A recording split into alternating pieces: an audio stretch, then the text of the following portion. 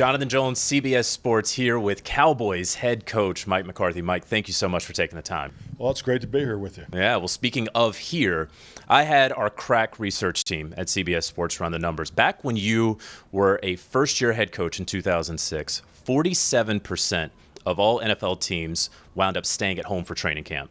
Today, it's 81%. Y'all are just one of 6 teams that actually goes somewhere for training camp. What's it like being here in Oxnard, California? I mean, it's outstanding. Obviously, we have a great relationship with Oxnard and, the people here. But the weather, the facility, the flow of our whole camp operation is outstanding. I mean, it really gives us a chance to get out of the heat back there in Dallas and really get up here and train the right way. So blessed to have this set up here. Don't you want a little bit of heat? Not too much, but don't. And do you guys get enough of that out here? No, that's very fair. I mean, it's really, it leads to our schedule. We'll go back after the second preseason game because it is important for us to get at least 2 weeks of heat before the season opens up. But that is definitely part of the plan. Yeah, speaking of the plan and speaking of that second preseason game, I think you said recently that the first 2 preseason games, Dak, he's going to get a lot of practice, but maybe not the preseason. I think I'm paraphrasing there, but is that the plan, that maybe we'll see him in that third preseason game against Seattle, but not so much in the first 2? Yeah, I think we all understand the biggest thing with training camp plans is it's got to be fluid. And we're going to practice against the Broncos. We're going to practice, twice against the Chargers. So, and the design of that is really to, lower the risk and play your older players in those practices more than you normally would in practice. So, that's part of the thinking going in. But, let's be honest, we got a lot of football between now and then. So, hopefully it's everything goes smooth and it's fluid and leading into that. But that is definitely one of the options. Yeah, you talk about that, about getting those joint practices. We're still a little while away from it. We're still a couple days away from pads, right?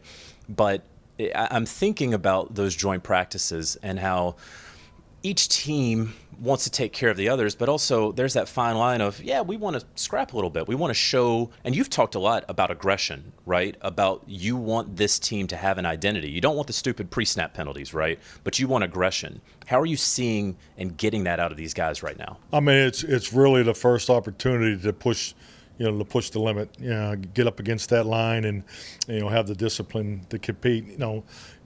Obviously, a lot of conversation goes on between the organizations. Obviously, we want to go to Denver and have healthy work and get our work done. We're not really interested in all the extracurriculars, and no different with the Chargers too. And I know both organizations want that. So it's the quality of work that you want to get in that space. That's our focus. And I haven't done this before, to this magnitude, as far as practicing against other teams. I mean, it's been a while. I mean, it was very common back in the '90s when I first got in, but you went to training camp for 6 weeks back then too, so it was a whole different 2 days. Yeah, a whole different format. So, but we're looking for the quality work. And why are you doing more of that? Is it just the NFL trend, and that trend makes a lot of sense? I think it's just like anything. When these training camp schedules come out, the fact that you're playing at Denver and the Chargers, and we're on the West Coast. So, I mean, you just look at all the mechanics involved. Be honest with you, both teams are on grass. That's important to me. We're training on grass. So, I mean, you just look at all the characteristics and the intangibles that are involved in making this decision. And, I have a lot of confidence, to work with Nathaniel and Brandon. And we both want the same things. You have been the head coach you've been the head coach of one historic franchise. You are the head coach of another historic franchise. There's pressure in every job. I think there's particular pressure as head coach of the Dallas Cowboys. Has there been anything in your time so far that has surprised you when you knew that when you took this job there would be pressure? Has there been anything that has surprised you about the magnitude of this, the gravity? I mean, there's always surprises. Every opportunity, every new opportunity has things that you may not have known about going in, and that's part of it. But pressure is a blessing, and that's something Billie Jean King. I always loved that phrase. When I first heard that quote, but the reality of it is, growing up in Pittsburgh, Pennsylvania, I never dreamed of coaching the Packers or the Cowboys. Now, Cowboys were my second favorite team, next to the Steelers. But, just the fact that, it is a blessing to have the opportunities that I've been blessed with. So, and with that, I take that very serious. But I'm also at the point in my life where every day is so special, and that's why I really enjoy camp, because this is as pure of a football space that you can be in, and that's not only being the head coach of the Dallas Cowboys, but even on a different level with the players we have. Just I really love this locker room.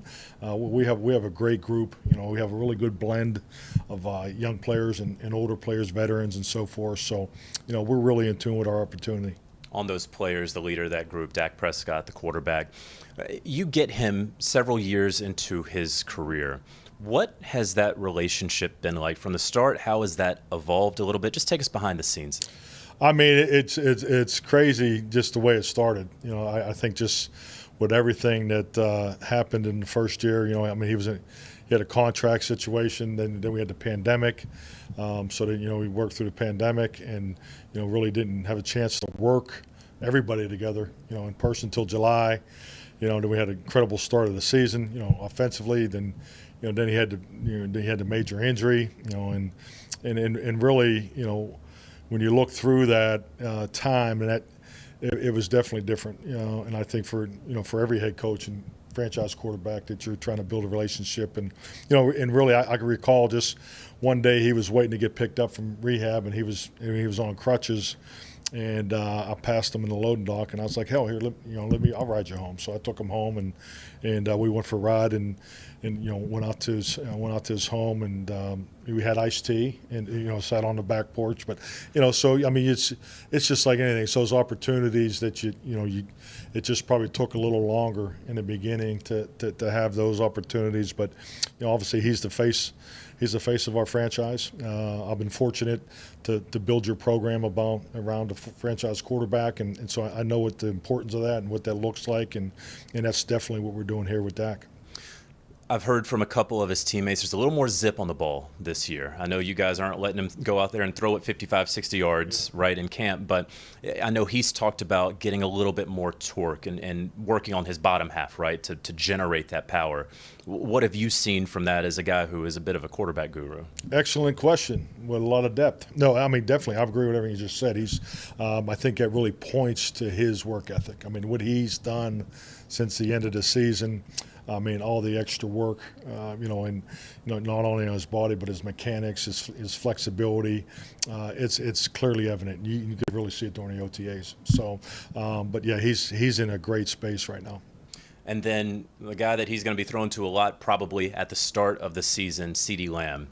I'm curious how you guys are going to try to relieve the burden off of him, the perceived burden, because you're obviously without Amari Cooper, without Cedric Wilson. Michael Gallup's not going to be ready for week 1 and a little beyond. So how are you going to try to relieve some of the burden off the young wide receiver? Well, we're well aware that, based off of the changes that we've had in personnel, especially to start the year, and the bright light that's going to be on CD, and I'm talking about from the opposing defense. So, we're aware of that, and it's something we got to stay very conscientious about, and and that's all part of the plan. But with it gives other guys opportunities, and that's all part of being an excellent offense, and and that's the way we'll go about it. But CD's prepared himself for this opportunity, so he's ready, and the flexibility we have in our system, and his ability to play multiple positions in the receiver realm is I think will be a big part of his success. Speaking of multiple positions, on the other side of the ball, you have a guy who is an absolute animal, Micah Parsons. Absolutely. What can I know the sky's the limit for him, right? But what can we expect out of him in this sophomore campaign? And if you can give us a peek behind the curtain, where's he going to be? Well, I think the biggest thing with Mike is make sure you're creating opportunities for him, to let him be dynamic, whether it's off the ball or on the ball. And, I think Dan and the defensive staff have done an excellent job really in his first year of creating those targeting challenges for the offense. And, I think as you look at this year, it's going to be probably a little more of not what we do, but how much we do of each. And I think the fact that, not only will he be better, but he'll make the other guys around him better because of the attention that he'll get. Everybody eventually gets figured out in the NFL, right? That there becomes something where, you've been doing this, well, we're going to counter with that, and other teams start to pick it up. Is Micah going to get figured out? Well, I think like anything, I think it goes further than that. I mean, the league schematically has always been a cycle. I mean, and I think you clearly have, regardless if it's offense, defense, or special teams, it's always been a cycle. You want to stay on the front side of that cycle, as it revolves. You'll see schemes come into the league and go back out, and vice versa. But at the end of the day, it's about creating opportunities for players, and that's really our focal point for him. We are going to wrap up here with the Cowboys always are being talked about in the preseason as that pick. And there's so much excitement about this roster and about this team for very good reason, right, on paper before the pads ever come on. But what's it going to take for you guys to get over that hump from last season? Well, I think the biggest thing, number one, no one has higher expectations than we do for what we want to accomplish this year. So with that, we understand what it is to work for the Dallas Cowboys, and that's all part of our job responsibility. But I think what I really like about our group this year, based off the way we've operated in the past, is we're a little further ahead in the prep phase of it. So we just got to keep building on that, stacking success each and every day, and that's the beauty of training camp. So and take this thing one day at a time, because playoff football is about winning those games right down in the last series. I mean, the stats speak for themselves, and those are the little things that we're just trying to put more energy and time into. Is that continuity with the staff that you Oh, guys huge. are, or is it a huge. non-COVID year? Is it all of those things? All those things. I mean, you just look at the course of our 3 years here. I mean, the COVID and all the things that went into year one. I thought we really hit our stride last year as far as our whole operation and program. And, I think it was clearly reflected in our offseason program, just the participation and watching the young guys grow as quickly as they did, and the connection that they have with our veteran players. So, yeah, we're doing. There's a lot of excellent things going on around our football team right now. Dak talked about the mental coach and putting that sort of clip together with the press conferences after the 49ers playoff loss and using that negative as positive fuel moving forward. Do you need any of that, or have you kind of shut the door on last season, or are you using that as motivation this year? Well, I mean, that's an excellent. I like the way you said that. I mean, I don't think you ever close the door. I mean, and we're so thankful for the media that you guys don't ever let us close That's the right. door. So Yeah, you're welcome. It's awesome. We're working together here. But I think it's important. Past experiences are so valuable, and I think we all realize in a game of football the things that don't go right in the past is a great learning experience to make part of your everyday process. So, yeah, there's not a day that doesn't go by that we're not emphasizing some form of last play of the game,